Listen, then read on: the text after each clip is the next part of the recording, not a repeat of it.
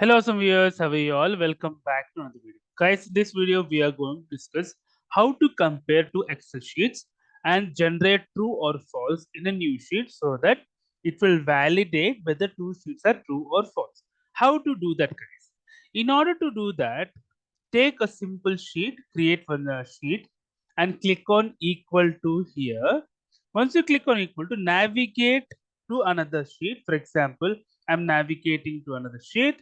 Here I want to click on the cell which I want to compare. Okay, so let me click on the first cell which I want to compare, and I'll click on equal to here.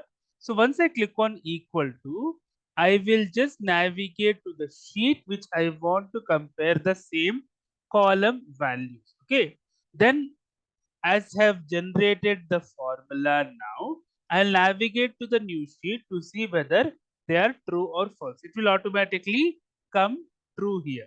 So now if I want to navigate the same value to all the other columns, to all the other rows, I just have to drag it down. So once I drag it down, I'll get the true values. Okay. That's it for the video, guys. If you like the video, please click on like. If you're a new viewer, please click on subscribe. Till then, guys, take care. Have a great day. Bye bye.